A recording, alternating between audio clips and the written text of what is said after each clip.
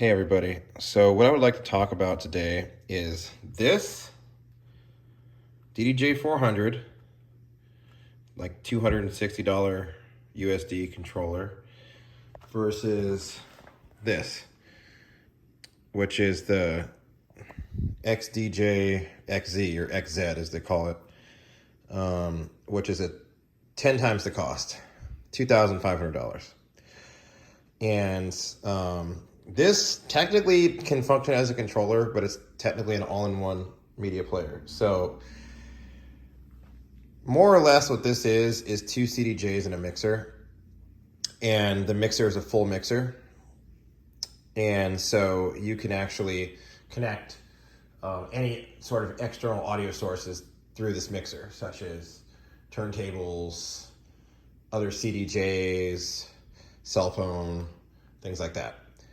Whereas the DDJ-400 it's almost like a video game controller. It's sending signals to the computer, and the computer software is executing all that, is doing actually all the work.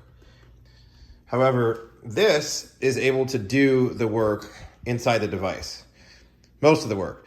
Now, this could function as a controller, and you'll get added functionality by plugging it in the record box, but it doesn't have to be plugged into record box, okay? So the reason why I wanted to make this is because a lot of newer DJs have the DDJ-400. Chances are, if you're watching this video, you might have the DDJ-400 as well. And there's always this like question, this looming thing in their heads about whether or not, like how different these are, how different CDJs are and a 4-channel mixer from the DDJ-400 controller. I'm going to tell you that, as you can see here, there are small differences, but for the most part, they're very similar. These jog wheels are bigger. I believe they are like 3 inches wider. I could be wrong, so don't quote me on that, but they're definitely bigger. I mean, this whole unit is way bigger. It's like a behemoth compared to this thing, okay? It's way bigger, see? It's way bigger. In fact, if you go like this, check this out. You can see how big this unit is, okay? So just keep that in mind, that's how much bigger it is. So I actually have mine right now on one of these X stands that you can use for like a keyboard. It's like I have that keyboard over there. But I could put it up here. But the thing is I like it to be a little bit lower because I found it easier for me to do my scratching and using the crossfader. But anyway, in and out loop buttons are the same, reloop button's the same, the call half 2x loop button is the same. You don't have a jog adjust on the DDJ-400 though. The jog adjust will actually allow you to control the tension that are on the wheels. So I actually have something loaded right now, so you can hear that. But so in other words, this is going to be loose if I have it down here at light. If I have it all the way up to heavy, it's going to be much harder for me to move this wheel. It's going to require more force from my muscles to move this wheel. So I like to have it all the way down to light because the DDJ-400 is extremely easy to move the wheel. It's extremely easy. You really have to press it all to move the wheel. And I like this for scratching. It's just so much, it's very easy. The thing I don't like about the DDJ-400 for scratching is that you don't have as much leverage because you don't have the rest of the wheel here. And so when it comes to the real fine scratches, you really have to it's like a finger wiggle, whereas on this one, this is not a scratch sample loaded. I probably should have loaded a scratch sample, but you don't have to go as fine because you have more leverage on the center here. Okay. It's physics, I guess. So, another thing I want to mention is there's this track search and search functionality. The way that works, let me go to the Stay the Night over here by our buddy Zed. We're going to use that on this side right here. So I want you to watch this. I'm going to hold the search. So I'm going to hold this button here. See? It's scrolling through. It's scrolling through the track. So on the DDJ-400, you have to hold the shift button and move the jog wheel in order to do that. But it's the same function, okay? You have a dedicated button to do that on this thing. What does this do? What this does, it's actually playing now. So what this does, this track search, is it's gonna jump you to the front or the end of the track, or the next track. Okay, so on the DDJ-400, you would have to hold shift and press the Q button, and it would jump you to the beginning. Here, you can just press this button here, it jumps you to the beginning. Okay, high, mid, low, trim, I think you know what those are. Same thing as on the DDJ-400. Color, so this color thing, so on a DDJ-400 it just says filter, but it's the same functionality because you can actually change the knobs on the DDJ-400 to do the CFX by using Rekordbox. Maybe I'll make another video on it, but there's probably other videos on it already, okay? Here, it's just called color because it's just more advanced. They're saying that you don't have to just have filter, you can use these other effects right here. And they're all right here, and they're lit up, and it's super easy to select, okay? Here, check this out. This looks complex compared to the DDJ-400, but it's kind of like the same stuff for the most part. So you'll recognize this button. Same thing here. You'll also recognize the tap, which is also technically on a DDJ-400, but you have to do shift. It's a shift secondary function. This is not on the DDJ-400, okay? Now, you could select which of these beat effects you want with a knob on the device. You can also do that on the DDJ-400 using this thing here, but you can't see what you're selecting unless you're looking at the computer screen, which I don't like. This button is pretty much the same as on the XDJ-XZ. This is pretty much the same, and so is this. See? We come back over here, so you can select it. Now, what this is which channel the effect is being applied to, okay? So here on the DDJ-400, you only have 1, 2, and master, okay? On the XZ, you have 1, 2, 3, 4, aux, mic 1 and 2, and then the crossfader, which I've never even used yet, but I think I know what they're saying there. But as you can see, you can pick which of these channels the effects applies to, or whether or not it applies to master or whatever's in the aux over here, okay? This is the same button. We just looked at that. Level depth, same button. Time. There's no time control, so there's no time knob on the DDJ-400. That's something that's different.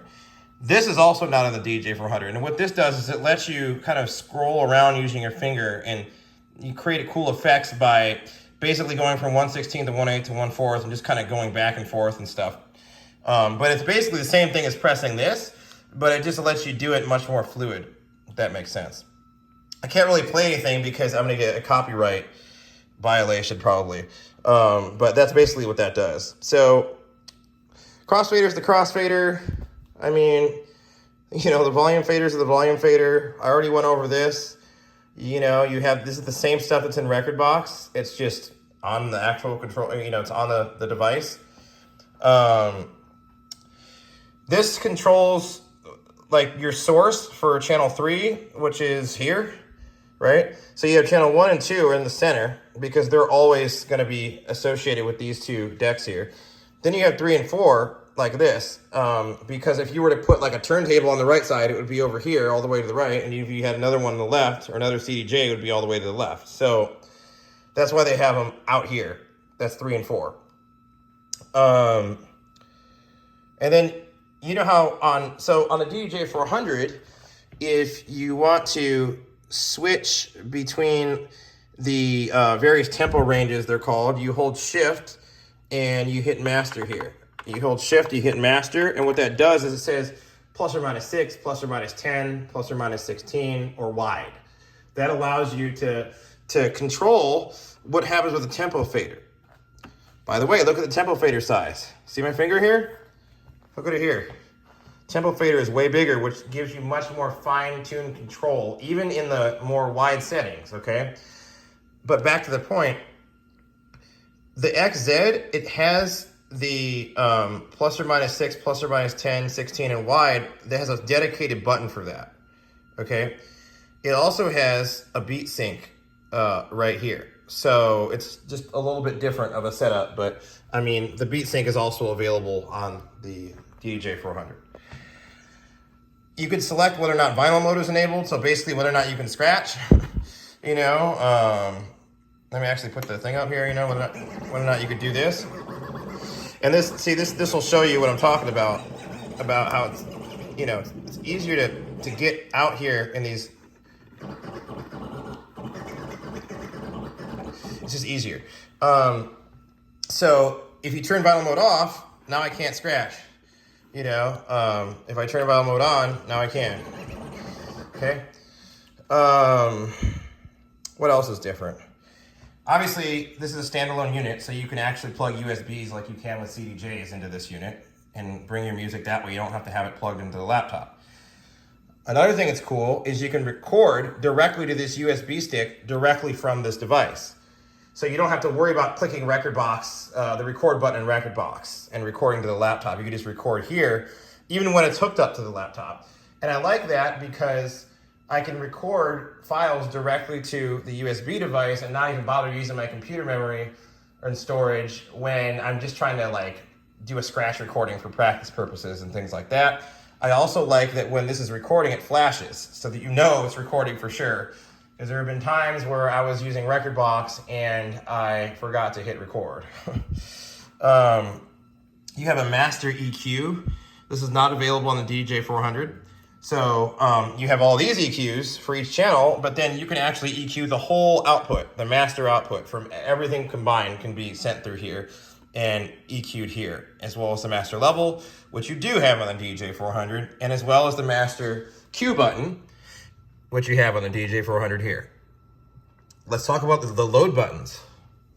So this is one thing I don't really like, but it's not a huge deal. I would prefer if a load button was on this CDJ and this CDJ, but instead they have both load buttons here. Kind of a minor thing, but it just seems more intuitive to me because it's similar to an actual CDJ if it were to have the load button on the unit itself. And also the DDJ-400 has, although technically it's in the mixer section, it's on either side. So that's how you load tracks. When you're in here selecting things, you can just use these load buttons here or via rekordbox. And then the quantize buttons here. I believe there is a quantize function on the DDJ-400 too, I believe. Although I'm looking at it right now, I can't remember where it's at. I'm not a complete expert. You know what? Maybe is it not on? Maybe it's only on rekordbox. I'm surprised. So, well, you could write in the comments if I'm wrong on that one. So maybe it's a shift function. But anyway, you can see here that it's very similar. I mean, it has these performance pads are upgraded. They're better quality buttons. They're also touchier. So if you accidentally touch these, it's going to trigger it. Just FYI. Now the difference here is there's hot cue, beat loop, slit loop, and beat jump. Here we have hot cue, beat loop, beat jump, and sampler. And then we have keyboard, pad effects 1, pad effects 2, and key shift.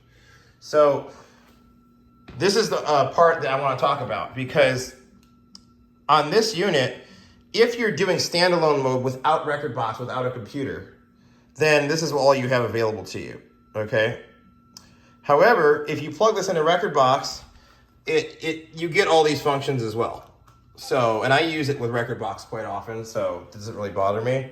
But if you're just using this with a USB, then you're only going to get these functions out of these pads. So, the other thing about this unit is you cannot use 4 decks in standalone mode unless you own 4 decks. So, or same with 3 decks, right? So you need a CDJ physically to plug into this thing in order to utilize 3 decks with this thing. In order to utilize channel 3 here, for example. However, all you gotta do is plug it into a laptop with rekordbox and you can use 4 decks on here and you just double tap the shift button and it switches you from 1 to 3 or 2 to 4. So pretty easy. There's a microphone. Controls are a lot better than the ones on the DDJ-400, as I'm sure you've seen. There's a feedback reducer, which works really well, light and heavy. There's talk over, which I love. That's why it's on.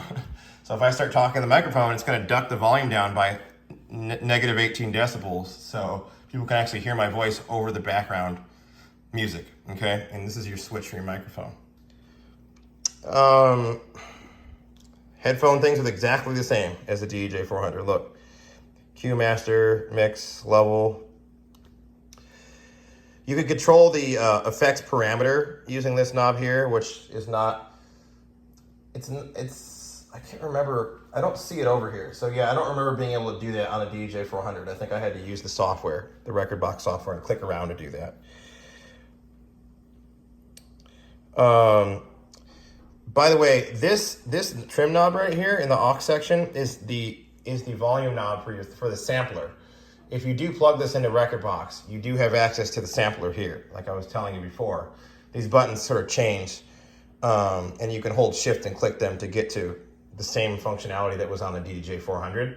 And I like to use the sampler, but just note that by default, this is going to control, and this is going to be down when you get this unit. So like if you're hitting samples and they're not working, you need to turn this trim knob up on the aux section. Vinyl speed adjust. That's also really badass that they have that. So on here, it's in record box, you have to go to record box preferences and then scroll down, and there's like the vinyl speed adjusts, like virtual knob things that you have to click if you want to do any type of like vinyl stopping. So I'm see if I can play like that. Here you can just go and use the knob. There's a knob for that functionality here. Okay, so you don't have to go into preferences and all that. So that way, if you want to turn vinyl speed adjust up or down and just have it like stop without doing that slow vinyl stop, you can do that right here on the board without having to go into preferences.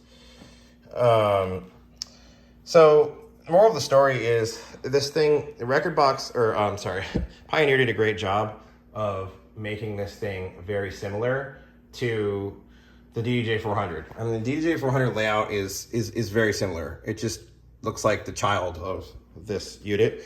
And I do a fair amount of scratching and cutting, turntablism stuff. And while these jog wheels are different, I was able to do all the same scratches and cuts using these jog wheels and crossfaders as I was on this DDJ-400 the same day that I bought it. So I just wanted to clarify for somebody who's wondering that they have a DDJ-400 and they're worried, like, how long is it going to take me to learn this? I would say it would take you like a couple of days, max. A couple hours to be able to do a basic performance. It's just a matter of like messing with things. But it's not like the feel is not so drastically different that like if you're on a DDJ-400, you're not going to make it on a CDJ setup or an XZ setup after like an hour or two of practice. So there's a few other things too to note about these. Like the screen here, the way that these waveforms behave is a little bit different than on record box. The BPM setting is less accurate. It only goes to like a 0.8 instead of like 0.89, which record box would show. But these are kind of minor things for the most part. And you'll get used to them pretty quickly. So that was kind of like the main purpose of the video. The last thing I want to explain is that it's really cool that you can link the computer. So both of these decks are basically separate CDJs. And so you can have the right deck here linked to a computer and utilizing record box. And you can have the left deck simultaneously linked to the USB and not linked to the computer and playing music from the USB. And a couple of reasons why that's useful is if you need to use those extra record box features temporarily during a set, you can connect to it and then disconnect from it without having to stop the set. Also, if you are DJing with other people, you could do a smooth transition between DJs because you can either have the left deck playing from USB 1 while the right deck's playing from USB 2. Or you could have, for example, the left deck playing from USB 1 while the right deck's playing from the laptop of somebody. And you could even have two laptops plugged into this, and you could have two headphones plugged into this. So it's much more professional in that you could facilitate a smooth transition between multiple DJs without stopping the show. So thanks for watching. I hope you found this useful. And don't forget to subscribe and check out some of my other content if you liked it. Take care.